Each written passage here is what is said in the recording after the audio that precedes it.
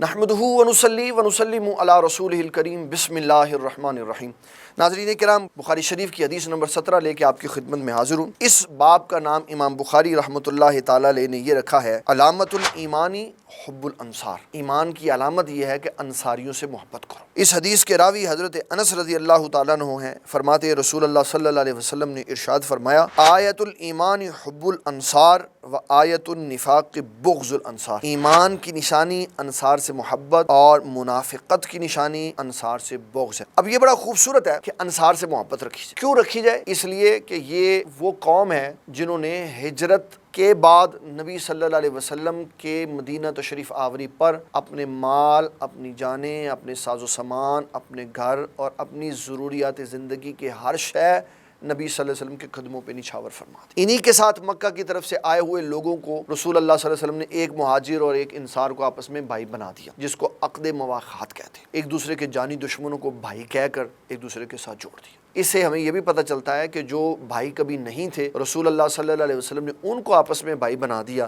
تو جن کو اللہ نے پیدا ہی بھائی بھائی کیا ہے، اگر وہ بھی رسول اللہ کی سیرت کا مطالعہ کریں تو ان کے بھی دل آپس میں قریب ہو جائے، اور جن کے دل پہلے سے قریب ہیں اللہ تعالیٰ ان کی محبتوں میں اور زیادہ اضافہ فرمائے۔ حضرت عبداللہ بن مغفل رضی اللہ تعالیٰ عنہ کی روایت ہے، فرماتے ہیں رسول اکرم شفیع معظم صلی اللہ تعالیٰ علیہ وسلم نے ارشاد فرمایا میرے اصحاب کے بارے میں اللہ سے ڈرو، میرے بعد ان کو طعن و تشنیع کا نشانہ نہ بناؤ۔ ناظرین کرام، یہ بہت بڑا عالمیہ ہے آج کے اس پرفتن دور کا، جو رسول اللہ صلی اللہ علیہ وسلم کے صحابہ کو برا بلا کہتے ان کے آپس کے معاملات کی وجہ سے۔ اب دو ہی درجے ہیں، یا وہ صحابی ہیں یا وہ نہیں ہیں۔ اگر صحابی ہیں تو ان کا آپس میں کسی کے ساتھ جس طرح کا مرضی اختلاف ہوا ہے، جو بھی مرضی تنازع ہوا ہے، ہم بحیثیت مسلمان ان کے معاملے میں اللہ سے ڈریں۔ اور اگر وہ مسلمان نہیں ہے تو جو ان کے اسلام کو چھوڑ دینے کی وجہ ہے وہ بتائیں۔ ناظرین کرام، حضور صلی اللہ علیہ وسلم کی تعلیمات اور اللہ تعالیٰ کے احکامات سے یہ پتہ چلتا ہے کہ حضور پاک صلی اللہ علیہ وسلم کی ساری ازواج، آپ کی ساری اہل بیت اور آپ کے سارے صحابہ یہ اللہ تعالیٰ کے خاص فضل والے انسان بتقاضۂ بشریت، کیونکہ یہ معصوم نہیں ہے، اس لیے اگر کسی کا کسی سے کوئی تنازع ہوا ہے تو وہ بڑوں کی آپس کی بات ہے، جو ان کے اور ان کے درمیان میں جو بھی معاملہ ہوا۔ اہل سنت کا اس کے اوپر 1400 سالہ نظریہ یہ ہے کہ ہم ان کے اختلافات میں ہم کسی ایک کی طرف کھڑے ہو کے دوسرے کو طعن و تشنیع نہیں کرتے، اور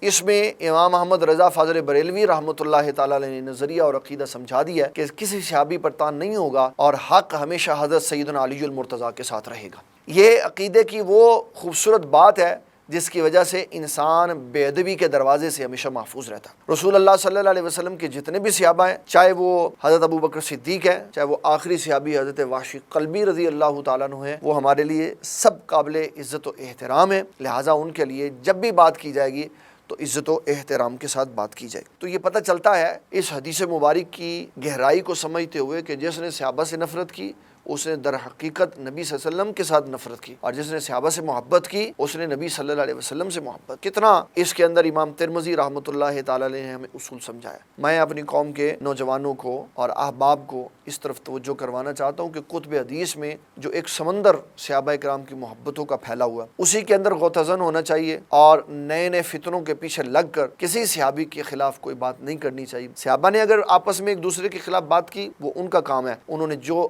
حق سمجھا وہ کہہ دیا۔ ہمیں صحابہ کی عزت و احترام کا حکم دیا گیا ہے، ہم مسائل کے اختلاف کو ضرور بیان کریں۔ میں آپ کو یہاں گولڈن ورڈ دے رہا ہوں، جب کوئی محقق تحقیق کرتا ہے، اسماء رجال کا عالم تحقیق کرتا ہے سند کے اوپر، تو وہ اپنی تحقیق کے تمام زاویوں کو تابعید تک لے جا کے رک جاتا ہے اور آگے یہ جملہ کہہ دیتا ہے کل صحاب عدول، رسول اللہ صلی اللہ علیہ وسلم کے سارے صحابہ سچے۔ تو جب اتنے پختہ کار لوگ بھی صحابہ کے اوپر تحقیق نہیں کرتے کہ سارے صحابہ سچے ہیں، تو کسی بعد والے انسان کو ان صحابہ کے اوپر کسی قسم کی تنقید کرنے کی قطعی طور پہ اجازت نہیں ہے۔ اس معاملے میں ہمیشہ کف لسان رکھنا چاہیے، عظمت و شان جس کی جیسے مرضی سنائیں، جتنے مرضی مقام و مرتبے سنائیں، لیکن کسی کی تنقید کے بارے میں کف لسان رکھنا چاہیے، اپنی زبان کو بند رکھنا چاہیے۔ یہی ہماری دنیا کی بھلائی ہے اور یہی ہماری قبر و حشر کی بھلائی ہے۔ اللہ تعالی ہمیں تمام صحابہ، تمام اہل بیت کرام اور تمام ازواج